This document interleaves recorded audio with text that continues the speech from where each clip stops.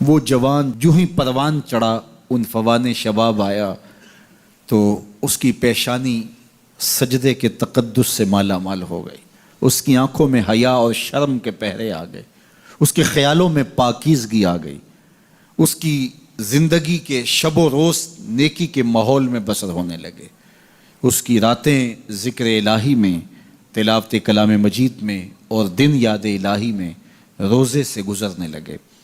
وہ جوان جس کی جوانی اللہ کی عبادت میں گزری، کیونکہ جوانی اگر عبادت میں گزر گئی تو بڑھاپا تو پر نور ہے ہی ہے۔ سب سے مشکل مرحلہ زندگی کا جوانی کا ہے۔ شیطان زیادہ ورغلاتا ہے کسی شخص کو جب وہ جوانی کے مرحلوں سے گزر رہا ہوتا ہے۔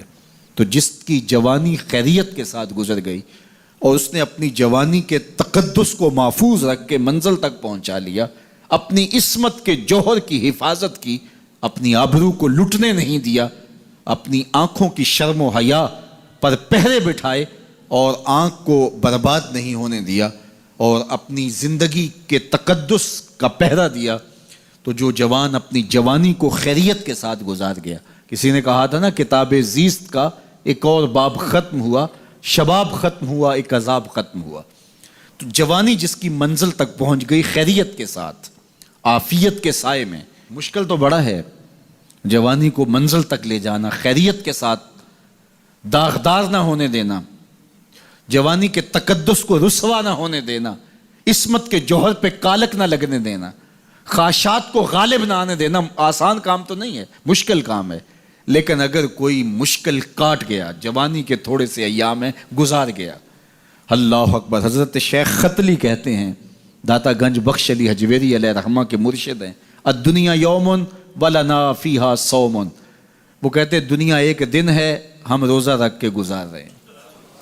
تو روزہ رکھ کے سارا دن گزر ہی جاتا ہے، دوپہر بھی آتی ہے گزر جاتی ہے، اور عصر کا وقت بھی آتا ہے گزر جاتا ہے، کھانے کا وقت بھی آتا ہے، چائے کا وقت بھی آتا ہے، سب کچھ ہوتا ہے لیکن گزر جاتا ہے، افطار تک بندہ پہنچ جاتا ہے۔ جس نے زندگی روزے کی طرح گزار دی، جس نے جوانی روزہ رکھ کے گزار دی، خواہشات کو بے قابو نہیں ہونے دیا، مشکل کام تھا لیکن اس نے مشکل کام کر دکھایا۔ اجر کتنا بڑا ہے، سنیے اللہ کے محبوب کی زبان سے سنیے۔ حضور نے ارشاد فرمایا جو سید ابو ہریرہ کے ذریعے سے ہمارے تک پہنچا، فرمایا قیامت کے دن جب سورج کا رخ سیدھا ہوگا، زمین تانبے کی ہوگی، لوگ پسینے میں شرابور ہوں گے، کوئی ٹخنوں تک پسینے میں، کوئی گھٹنوں تک، کوئی کمر تک، کسی کو پسینے کی لگام دی جائے گی، اور وہ پسینہ ایسے نہیں ہوگا جس طرح یہ پسینہ ہے، اتنا گرم ہوگا۔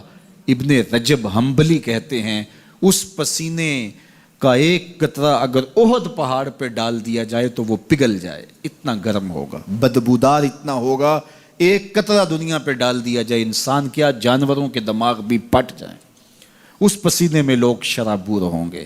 لیکن جس نے اپنی جوانی کو عافیت سے گزارا ہوگا، کل قیامت کے دن جب کوئی سایہ نہیں ہوگا، اللہ اس جوان پر اپنے عرش کا ٹھنڈا سایہ عطا فرمائے گا۔ وہ شخص جس کو کسی عورت نے دعوت گناہ دی اور وہ صاحب منصب تھی، صاحب جمال تھی، اور اس نے یہ کہہ کہ یہ خواہش، یہ آرزو مسترد کر دی، انی خاف اللہ۔ اسی طرح کوئی عورت ہے تو اس نے اپنے تقدس کی حفاظت کی، اپنی آبرو پہ پہرا دیا اور کسی پیشکش کو ٹھکرا دیا، تو فرمایا قیامت کے دن جب کوئی سایہ نہیں ہوگا، اللہ اسے بھی اپنے عرش کا ٹھنڈا سایہ دے گا۔ کیسا سخت دن ہوگا، اور وہ کس اعزاز میں ہوگا، کس تکریم میں ہوگا۔ یہ تو 4 دن 10-20 سال ہیں، اور وہ 50,000 سال کا ایک دن۔ پھر اس کو اللہ کا شکر ادا کرنا ہوگا کہ اللہ تو نے کتنا کرم کیا میرے اوپر کہ میری جوانی خیریت اور عافیت سے گزری، اور آج اس کا تو کتنا بہتر صلہ مجھ کو دے رہا ہے۔